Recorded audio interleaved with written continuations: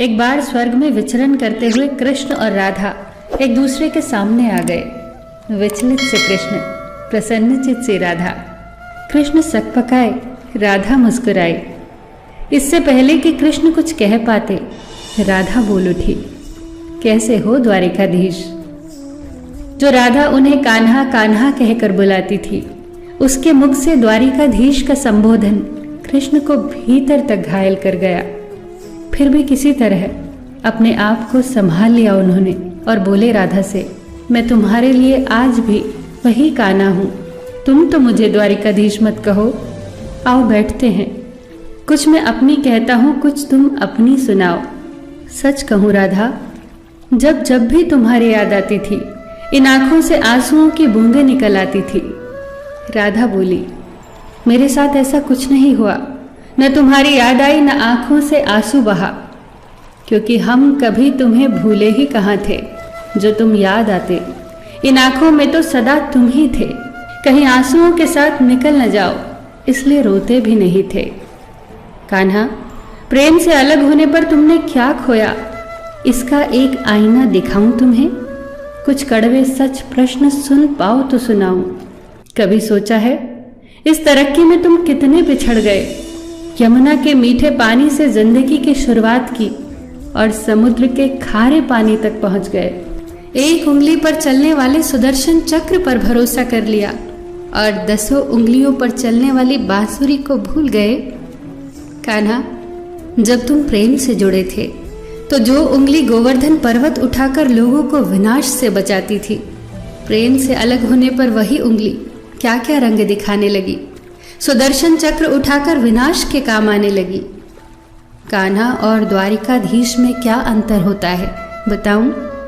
कान्हा होते तो तुम सुदामा के घर जाते, सुदामा तुम्हारे घर नहीं आता। युद्ध में और प्रेम में यही तो फर्क होता है। युद्ध में आप मिटाकर जीतते हैं और प्रेम में आप मिटकर जीतते हैं। कान्हा, प्रेम में डूबा हुआ इंसान दुखी तो रह सकता है, पर किसी को दुखी नहीं कर सकता। आप तो कई कलाओं के स्वामी हो, स्वप्न दूरदृष्टा हो, गीता जैसे ग्रंथ के दाता हो, पर आपने ये क्या निर्णय लिया? आपने अपनी पूरी सेना कौरवों को सौंप दी और अपने आप को पांडवों के साथ कर लिया। सेना तो आपकी प्रजा थी, राजा तो पालक होता है, उसका रक्षक होता है। आप जैसे महाज्ञानी उस रथ को चला रहे थे जिस पर बैठा अर्जुन आपकी प्रजा को ही मार रहा था। अपनी प्रजा को मरते देख आप में करुणा नहीं जगी, क्योंकि आप प्रेम से शून्य हो चुके थे। आज भी धरती पर जाकर देखो, आपकी द्वारिकाधीश वाली छवि को ढूंढते रह जाओगे। हर जगह, हर मंदिर में मेरे ही साथ खड़े नजर आओगे।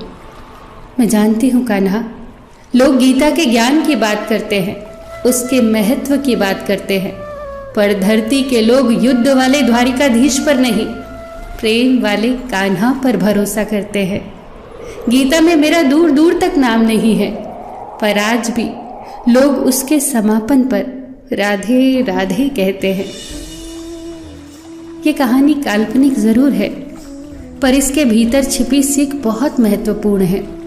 श्री कृष्ण के पास कभी किसी प्रश्न का उत्तर ना हो, ऐसा तो हो ही नहीं सकता, परंतु राधा द्वारा लगाए गए प्रश्न चिन्हों पर कान्हा मौन रहे।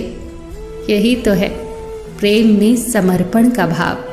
पराक्रम में हमें हर किसी को हराना होता है, तब भी हम जीत कर भी हार जाते हैं, परंतु प्रेम में एक ही कईयों का दिल जीत लेता है। सही कहा है कि छोटी सी उंगली पर पूरा गोवर्धन पर्वत उठाने वाले भगवान श्री कृष्ण छोटी सी बांसुरी को दोनों हाथों से पकड़ते थे। फिर मिलेंगे दोस्तों।